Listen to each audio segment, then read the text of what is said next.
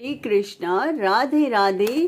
कैसे हैं आप सब लोग? मुझे उम्मीद है आप सब लोग बहुत ही अच्छे होंगे, खुश होंगे और अपनी अपनी लाइफ में बहुत ही अच्छे से एंजॉय कर रहे होंगे।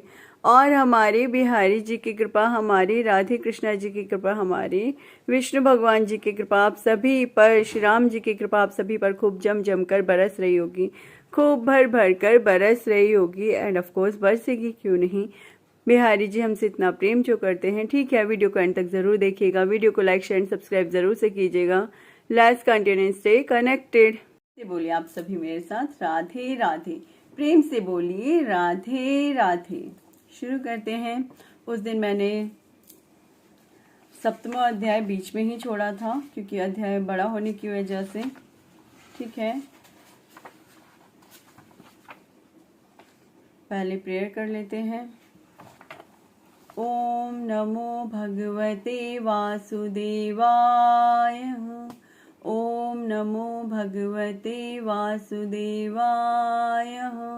कृष्णं नारायणं वन्दे, कृष्णं वन्दे व्रजप्रियं, कृष्णं द्वैपायनं वन्दे, कृष्णं वन्दे प्रथासुतम्।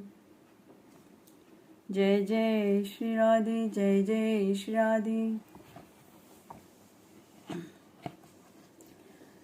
समय की फेर से लोगों की समझ कम हो जाती है और आयु भी कम होने लगती है। उस समय जब भगवान देखते हैं कि अब ये लोग मेरे तत्व को बतलाने वाली देववाणी को समझने में असमर्थ होते जा रहे हैं, तब प्रत्येक कल्प में सत्यवती के गर्भ से व्यास के रूप में प्रकट होकर वे वेद रूपी वृक्ष का विभिन्न शाखाओं के रूप में विभाजन कर देते हैं। ध्यान से सुनिए क्या कह रहे हैं वो, कि अब ये लोग मेरे तत्व को बतलाने वाली वेदवाणी को समझने में असमर्थ होते जा रहे हैं। तब प्रत्येक कल्प में सत्यवती के गर्भ से व्यास के रूप में प्रकट होकर वे वेद रूपी वृक्ष का विभिन्न शाखाओं के रूप में विभाजन कर देते हैं। देवताओं के शत्रु दैत्य लोग भी वेद मार्ग का सहारा लेकर मैं दानव के बनाए हुए अदृश्य वेग वाले नगरों में रहकर लोगों का सत्यानाश करने लगेंगे।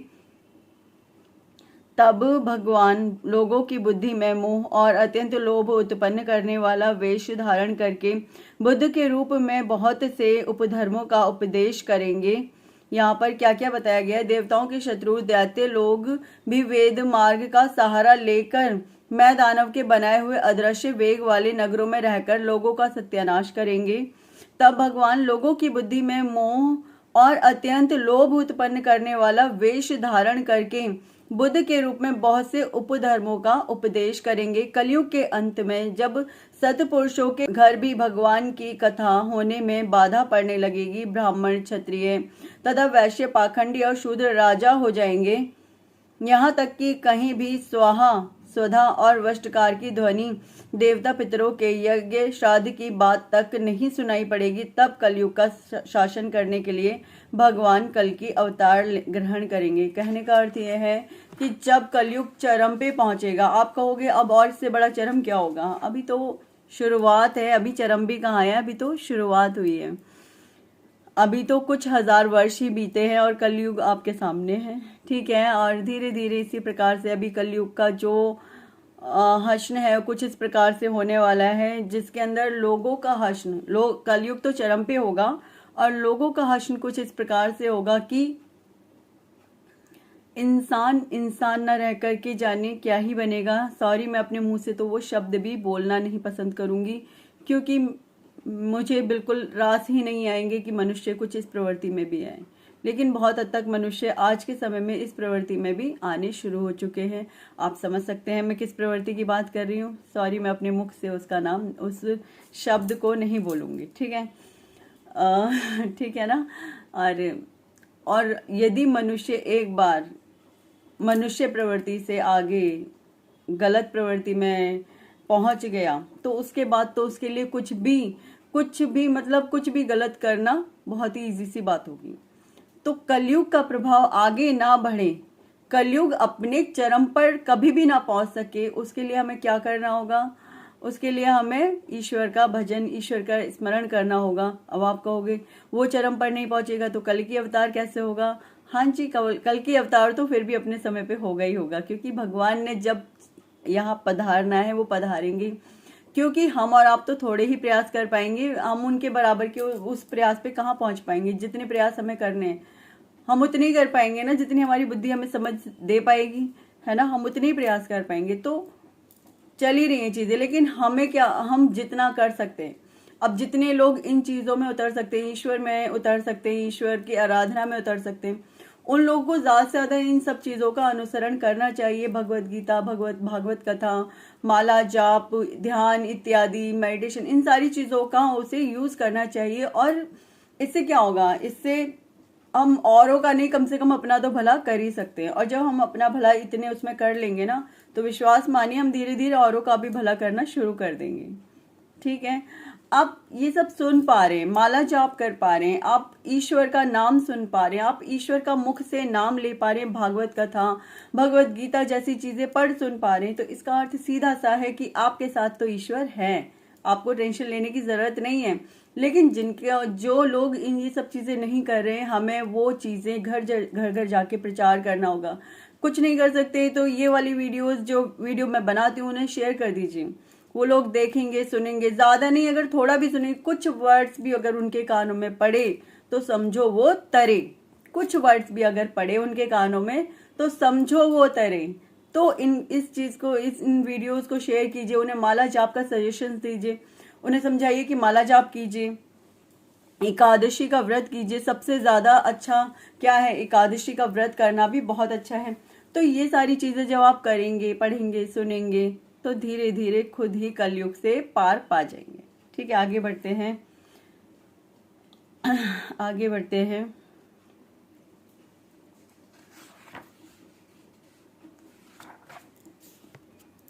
जब संसार की रचना का समय होता है तब तपस्या, 9 प्रजापति, मरीचि आदि ऋषि और मेरे रूप में जब सृष्टि की रक्षा का समय होता है तब धर्म, विष्णु, मनु, देवता और राजाओं के रूप में, तब जब सृष्टि के प्रलय का समय होता है तब अधर्म, रुद्र तथा क्रोध वश नाम के सर्प एवं दैत्य आदि के रूप में सर्वशक्तिमान भगवान की माया विभूतियां ही प्रकट होती हैं। अपनी प्रतिभा के बल से पृथ्वी के एक एक धूलिकण को गिन चुकने पर भी जगत में ऐसा कौन पुरुष है जो भगवान की शक्तियों की गणना कर सके। जब वे त्रिविक्रम अवतार लेकर त्रिलोकी को नाप रहे थे, उस समय उनके चरणों के अदम्य वेग से प्रकृति रूप अंतिम आवरण से लेकर सत्यलोक तक सारा ब्रह्मांड कांपने लगा था।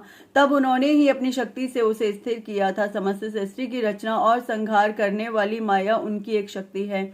ऐसी ऐसी अनंत शक्तियों के आश्रय उनके स्वरूप को न मैं जानता हूँ और न वे तुम्हारे बड़े भाई सनकादि ही।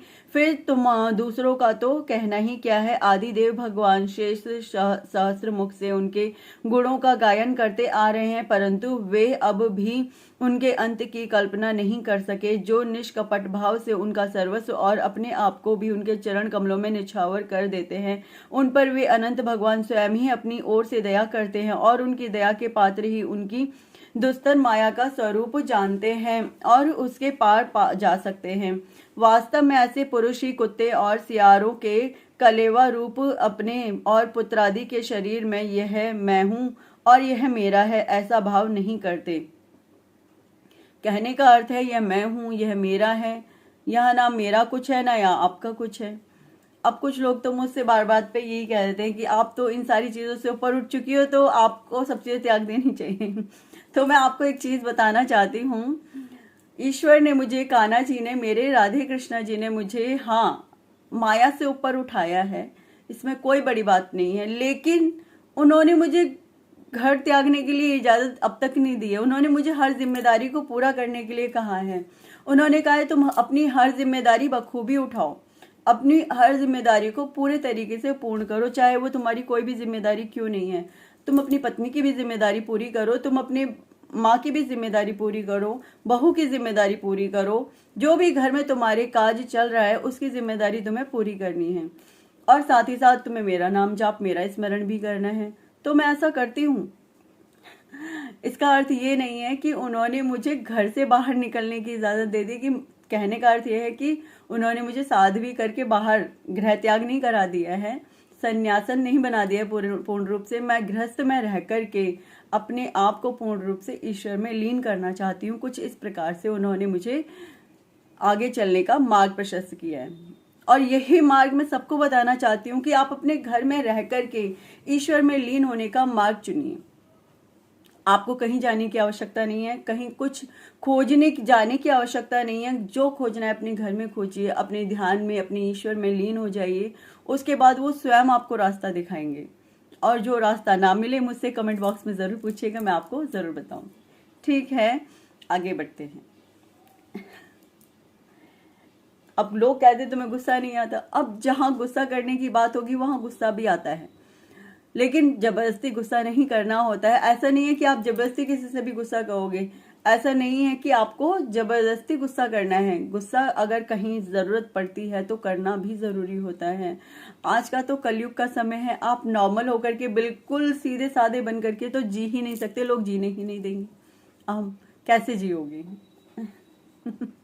ठीक है, आगे बढ़ते हैं। यह मैं हूँ और यह मेरा है, ऐसा भाव नहीं करते प्यारे नारद। परम पुरुष की उस योग माया को मैं जानता हूँ, तथा तुम लोग भगवान शंकर, दैत्य कुल भूषण प्रहलाद, शतरूपा मनु, मनुपुत्र, प्रियव्रत आदि प्राचीन ऋभु और ध्रुव भी जानते हैं। इनके सिवा इक्ष्वाकु, पुरुरवा, मुचुकुंद, जनक, गाधी, रघु, अम्बरीश, सगर, गय, ययाति आदि तथा मानधाता, अलर्क, शतधन्वा, अनुरंतिदेव, भीष्म, बलि, अमूर्तर्य, दिलीप, सौभरी, उतंक, शिबी, देवल, पिपलाद, सारस्वत, उद्धव, पाराशर, भूरिशेण एवं विभीषण, हनुमान, सुखदेव, अर्जुन, आश्रिशेण, विदुर और श्रुतदेव आदि महात्मा भी जानते हैं, जिन्हें भगवान के प्रेमी भक्तों का सा स्वभाव बनाने की शिक्षा मिली है। वे स्त्री, शूद्र,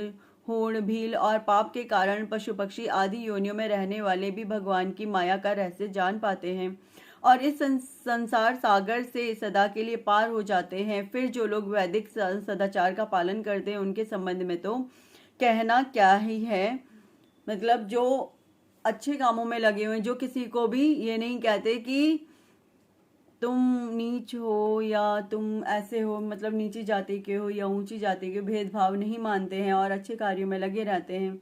और इसके अलावा जो वेद शास्त्रों में लगे रहते हैं, जो भगवान के पूर्ण रूप से अधीन होकर के सारे अपने कामों को करते हैं, तो उनका तो कहना ही क्या है। परमात्मा का वास्तविक स्वरूप एक रस, शांत, अभय एवं केवल ज्ञान स्वरूप है। ना उसमें माया का मल है और ना तो उसके द्वारा रची हुई विषमताएं ही।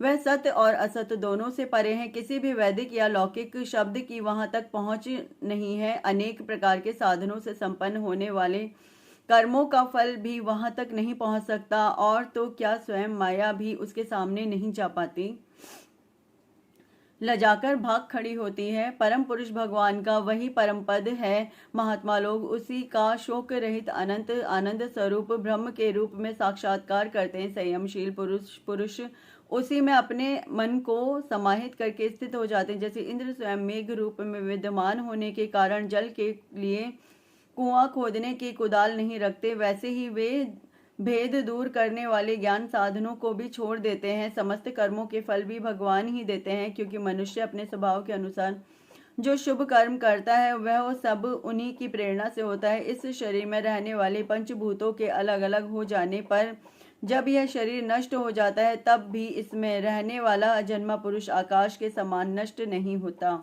अजन्मा पुरुष यानी परमात्मा। बेटा नारद, संकल्प से विश्व की रचना करने वाले, यहाँ नारद जी और ब्रह्मा जी की ही बातें चल रही हैं अभी तक। संकल्प से विश्व की रचना करने वाले षडैश्वर्य संपन्न श्रीहरि का मैंने तुम्हारे सामने संक्षेप से वर्णन किया। जो कुछ कार्य कारण अथवा भाव अभाव है वह सब भगवान से भिन्न नहीं है, फिर भी भगवान तो इससे पृथक भी है ही। भगवान ने मुझे जो उपदेश किया था वह यही भागवत है। इसमें भगवान की विभूतियों का संक्षिप्त वर्णन है। तुम इसका विस्तार करो। जिस प्रकार सबके आश्रय और सर्वस्व रूप भगवान श्री हरि में लोगों की प्रेममयी भक्ति हो, ऐसा निश्चय करके इसका वर्णन करो। जो पुरुष भगवान की अचिंत्य शक्ति माया का वर्णन या दूसरों के द्वारा किए हुए वर्णन का अनुमोदन करते हैं तथा श्रद्धा के साथ नित्य श्रवण करते हैं, उनका चित्त माया से कभी मोहित नहीं होता। इति श्रीमद्भागवते महापुराणे पारमहंस्यायां संहितायां द्वितीय स्कंधे ब्रह्म नारद संवादे सप्तमो अध्याय। तो मुझे उम्मीद है आपको समझ में आया होगा कि ईश्वर किस प्रकार से हमारी रक्षा करते हैं और किस प्रकार से हर पल हमारे साथ रहते हैं। हर क्षण वो हमें निगरानी में रखते हैं अपनी। यदि हम उनके बताए हुए मार्ग पर चलें, यदि हम ईश्वर का अनुसरण करें, तो हम जल्द ही कलयुग से पार भी पा जाएंगे। कलयुग में रहते हुए भी कलयुग हमें छूकर भी नहीं जा पाएगा। ठीक है ना? ठीक है, इसी के साथ मैं विराम लेती हूँ और प्रेम से बोलिए आप सभी मेरे साथ राधे राधे। प्रेम से बोलिए राधे राधे। हरे कृष्णा।